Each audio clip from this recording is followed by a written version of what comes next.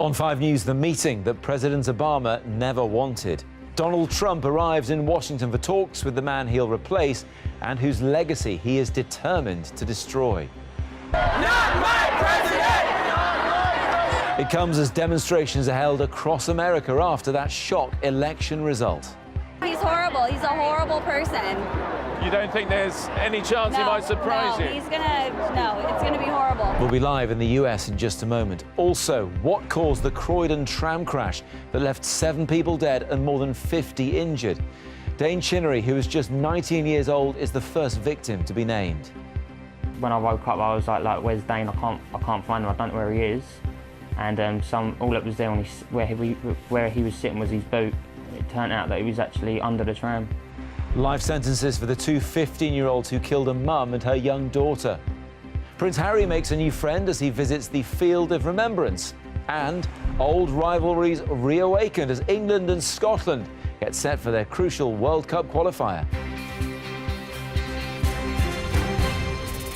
Hello, welcome to 5 News. I'm Matt Barbett. They're used to trading accusations and insults, but right now Barack Obama and Donald Trump are holding a meeting as the current US president prepares to hand over the reins to his successor. A day after his shock election victory, Mr. Trump flew to the White House, soon to be his home for at least 4 years.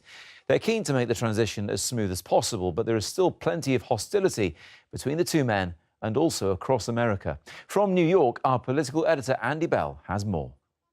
This is no ordinary president-elect. How many before had their own branded plane?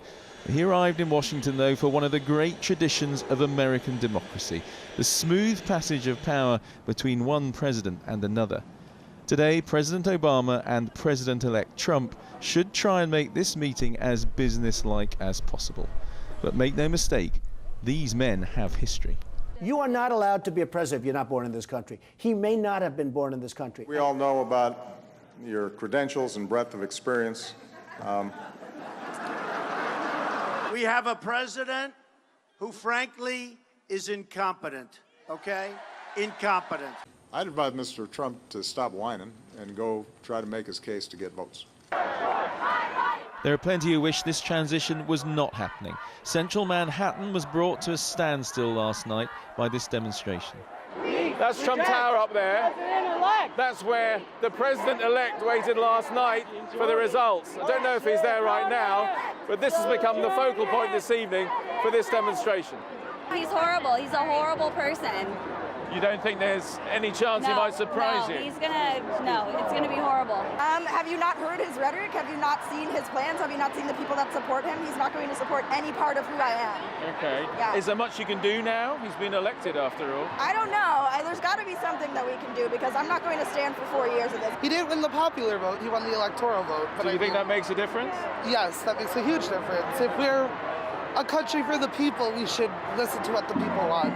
In this city, they know the new president better than anywhere else. New York's always been Donald Trump's home, and he has supporters here, even though the state went solidly for Clinton.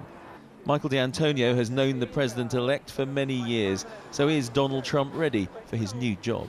This is a guy who is rude and seems to be bigoted and is willing to do the most awful thing in order to get what he wants. So that's all true. But it is also true that he is massively successful when he sets his mind to it, and that this is our president now. Donald Trump swapping this neighborhood for the White House, and the world's waiting to see whether in his new life an old dog really can learn some new tricks. Let's have a word with Andy in New York now. And Andy, we're hearing that our Prime Minister Theresa May has finally spoken to President-elect Trump. Yes, and I see, Matt, that in the official number 10 transcript, the word special appeared with regard to that relationship. It's always very important for the British Prime Minister especially to be able to say, I have a special relationship with the US President. So it hasn't looked great, frankly, that 9 other world leaders have managed to have conversations with Donald Trump before Theresa May did. But it's happened now, and all the atmospherics from that phone call, as far as we can work out, were good. What will matter, of course, in the long run is the substance. It has been conventional wisdom that America wanted Britain to stay in the EU, but as with so much else, Donald Trump has torn up the conventional wisdom, basically backing Brexit. And so he is holding out the possibility that Britain and the United States can have just as strong a relationship as we did when the UK was still inside the EU. We're going to have to wait and see if that really plays out in practice. Andy in New York City, many thanks indeed. Well, Barack Obama has already been urging all Americans to accept the result. But overnight, as we've been seeing, tens of thousands of people have been demonstrating in towns and cities across the US. Some burnt effigies of Donald Trump, while in other cases the anger spilled over into violence. As Julian Drucker reports now, the division that's been caused could take some time to heal.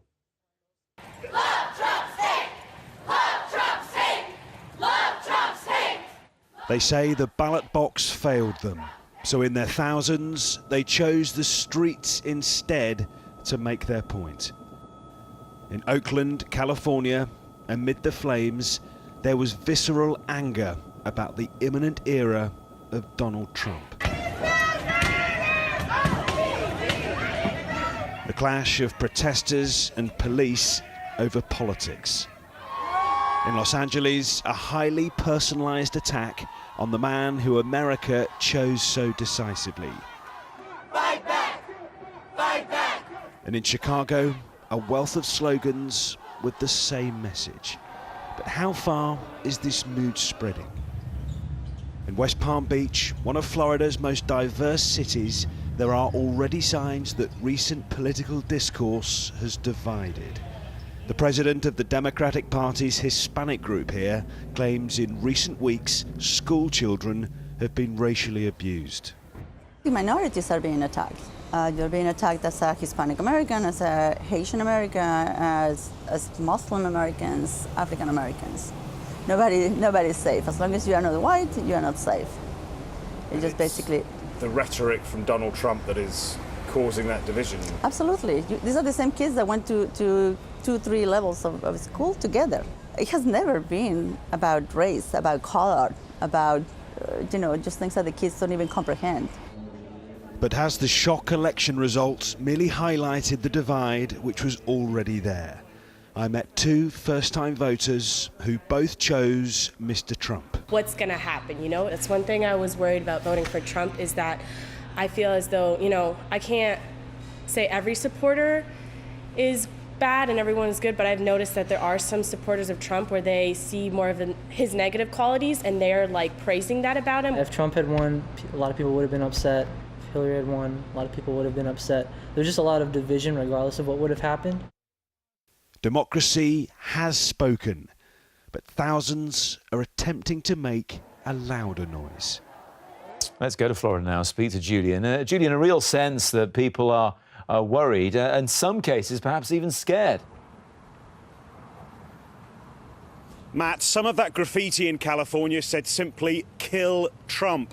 And at each of those disturbances, there's been the same chant, "Donald Trump, go away, racist, sexist, anti-gay." Now, given the nature of the election campaign, how toxic it was, it's not surprising, perhaps, that the fallout is so volatile. What's not clear is how quickly this all peters out, or whether it intensifies when people see the images of Donald Trump at the White House today. But whatever his baggage, he won this election fairly and squarely. And the longer these clashes go on, they increasingly look like an attack on democracy as well as an attack on him. Julian, thanks very much indeed.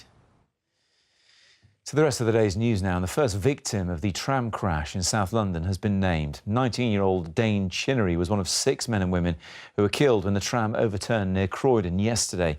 Witnesses say the driver appeared to be going too fast around a sharp corner. He's now been released on police bail after being questioned on suspicion of manslaughter. Olivia Kinsley has the latest. The ambulances and fire crews are gone. Now a huge investigation is underway. More than 100 experts are combing the tram line and direct carriages, which still lie on their side. Family of the 7 people who died have been laying flowers. One left a Crystal Palace scarf for Dane Chinnery, a 19-year-old fan who lost his life. His friend Tom Dale was also on the tram and was injured as it overturned. We just come round after blacking out and I just called up my dad crying, saying, "Dad, I need your help, just come get me," sort of thing. I've been involved in an accident. When I woke up, I was like, "Where's Dane? I can't find him. I don't know where he is." and all that was there on where he was sitting was his boot, and it turned out that he was actually under the tram. It was just genuine lad. He was there for everyone, really. Tried to be there and help people out as much as he could, and he didn't deserve it because he was still quite young, and obviously he was just trying to have a normal day at work. We know the tram derailed as it took a sharp bend in the track, travelling from New Addington to Wimbledon via Croydon. This footage from YouTube shows a tram doing the exact same journey on a different day. The video clearly shows how the tram slows down significantly as it comes to the same sharp bend, coming round the corner and taking its time.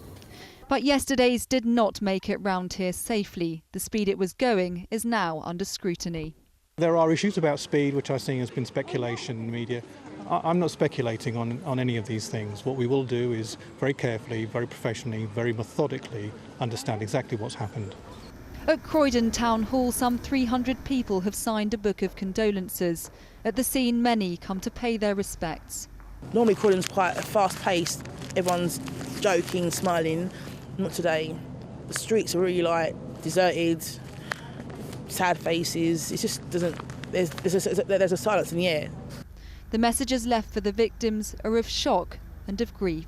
One just asks why. Olivia's still at the scene now. And Olivia, do we know any more yet about the people who were killed and injured? Well, Matt, in the last hour, we've learned from the police that it was, in fact, 6 men and 1 woman who lost their lives here. They say they're working with the coroner to establish their identities and that they will be also supporting their families with specialist officers. Here tonight at the scene, they had been hoping to remove those carriages today. But with the light now fading, it could get increasingly difficult and dangerous. And I think the earliest we can expect that to now happen is tomorrow. The police say it could still take many, many months before they know exactly what went wrong. OK, Olivia, many thanks. Still to come on 5 News. The murders that shocked a community as 2 teenagers face life sentences. Lock them up and throw away the key. I'm sorry, you've got to show the young people now you can't do what you've done and get away with it. Prince Harry and his grandfather, the Duke of Edinburgh, begin a weekend of commemoration. We'll see you after the break.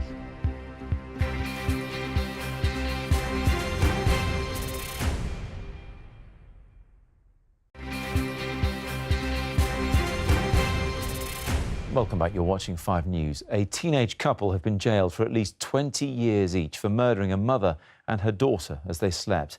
The court heard the 14-year-olds meticulously planned the killings of Liz and Katie Edwards in Lincolnshire in April. Afterwards, they shared a bath and watched movies together. Layla Hayes was in court. Liz Edwards and her daughter Katie were murdered in their own home while they slept. Their killers were a teenage couple, just 14 years old at the time. The boyfriend and girlfriend, who can't be named for legal reasons, carried out the killings at the Edwards home in Spalding in April. The court heard the boy stabbed the mother and daughter, but prosecutors said the girl was the driver of the plan. Katie Edwards' father was in court to hear how the couple took a bath together and watched vampire films after they killed. Police say neither have shown any remorse. The planning that went into this brutal murders of Elizabeth and Katie as they slept in their own beds was cold, ruthless and chilling. As was the lack of remorse shown by the 2 juveniles afterwards. Play again. Play again. No way! Go on. Liz Edwards was a school dinner lady. Friends say she was a special person. She was really, really nice, friendly, outgoing spoken lady. You couldn't ask for a real good colleague or friend to know, really. She was really, really nice. Lock them up and throw away the key. I'm sorry, you've got to show the young people now you can't do what you've done and get away with it. The court heard the killers were in a toxic relationship and revelled in what they had done. Relatives of the victims sobbed in court, but the teenagers showed no emotion as the judge sentenced them to a minimum of 20 years. He told them the killings were brutal in the form of executions, and the victims must have suffered terribly in the last minutes of their lives. The judge described the murders of Liz Edwards and her daughter Katie as grotesque and said this was a terrible crime with few parallels in modern criminal history. Layla Hayes, 5 News, Nottingham Crown Court. A British tourist has died and 9 others have been injured in a bus crash in the Caribbean. The group had been on an excursion to Dominica while on a cruise with the firm P&O. Their ship Azura had set sail from Southampton on the 28th of October for a fortnight-long trip. And NHS England will have to fund a drug that can help prevent HIV after losing a High Court appeal. Judges said they do have the power to commission PrEP, which can significantly reduce the chance of infection in high-risk people. It is one of the oldest and fiercest rivalries going. England versus Scotland in, well, just about anything. Tomorrow, the rivalry will be played out on the football pitch as the 2 teams clash in a crucial World Cup qualifier. It's the first time in 17 years they've met in a competitive fixture. So, as Peter Lane has been finding out, today's England stars have been getting a history lesson. Captain Wayne Rooney and his England teammates have never faced Scotland in a competitive match. In fact, they were still school children the last time the teams met in anger back in 1999. So this is a new generation preparing for the old rivalry. It is huge. It isn't just a normal fixture. We actually watched a video of a lot of the past games. A lot before my time, but there was a few that I could remember, especially the one where Gaza scored the brilliant goal in, I think, Euro 96. So here is that legendary goal, Gaza's left foot flick and right foot volley as England defeated Scotland, definitely one for the history books, along with Scotland's victory over England in '77, which saw the Tartan army flood onto the Wembley pitch and the goalposts. Ready to write a new chapter, today's Scotland squad flew from Glasgow down to London ahead of the big occasion. This one's a little bit special. It's England, it's Wembley, 90,000 people, 14,000 Scots inside the stadium. And this, of course, is match 3 of 4 for the temporary England manager, who was being diplomatic about his future. 100% my focus is on the match, and I think it would be irresponsible and unprofessional for it to be any other way. I know you keep saying it's not about you, but I have to ask about you one more time. You've stepped up into this role in England's hour of need. How upset will you be honest, if you're not offered the job? I've had a career of, great moments and disappointments, so I can pretty much handle everything that's thrown at me. Well, I know I can. How the old rivals fare tomorrow will lay a path towards the World Cup. If there's history to be made, he surely will want to be a part of it. Peter Lane, 5 News. Certainly not going to predict the result, but the players in that game will defy warnings from FIFA and wear armbands bearing poppies to mark Armistice Day. Today, Prince Harry showed his respect for the nation's war dead by joining his grandfather, Prince Philip, at a ceremony at Westminster Abbey. They met veterans of old and recent conflicts and shared a poignant moment with a young relative of a soldier killed in Afghanistan. Our royal correspondent Simon Viger was there as well. The royal family is all about tradition, and this is a relatively new one. Prince Harry joining his grandfather, the Duke of Edinburgh, at the Field of Remembrance at Westminster Abbey. It begins a weekend of commemoration.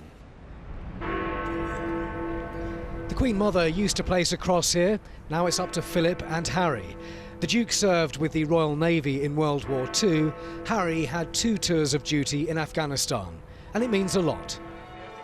They're a representative of all of us, I think. That's have to be. But the fact that the Duke and Harry have served, what difference does that make to you chaps? Well, I think it shows us that the royal are not a lot of us, they're one of us. And that makes a great deal. And that's where you get the respect with a lot of us for the royal family. There was a nice moment here as Harry met 6-year-old Harrison Lewis, whose uncle was killed in Afghanistan while serving with the Royal Artillery in 2008. This was Harry's first public engagement since news of his new romance was confirmed.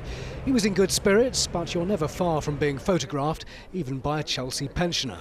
All regiments were represented, but the Staffordshire Regiment had a weapon of mass distraction, the mascot known as Sergeant Watchman. The Royals have always stopped for the animal, so the previous dog had pictures with the Queen, so which was nice. One I covered is a picture with the Queen, but we've yet to collar that one. It was a time for reflection, comradeship and some old rivalries too. Prince Harry, he was a nice bloke to talk to, our Prince. And we were just talking about rivalry between rugby, basically. Hopefully that Wales can stand up and beat England next year, that's all. Joking aside, there was a serious charm offensive going on here with the RAF. Probably not reportable, but a lighter moment as the nation prepares for a weekend of reflection. Simon Viger, 5 News. That's just about it for now. I'll be back, though, at 6:30 with 5 News tonight, when we'll have the very latest on those talks between Barack Obama and Donald Trump. I'll also be looking at how Trump's victory has gone down amongst comedians in the US. Even Britain's James Corden got in on the act during his TV show in the US last night. Weird night. It felt weird to be watching the news. If you were flipping around, every news anchor on every channel was just going, I'll be joined here in the studio by American comedians Andy Zaltzman and Lewis Schaefer as we discuss the lighter side of the US election. I'm sure there is one. Claire Nazir is here with you with the next. I'll see you again at 6:30. Thanks for watching for now. Bye-bye.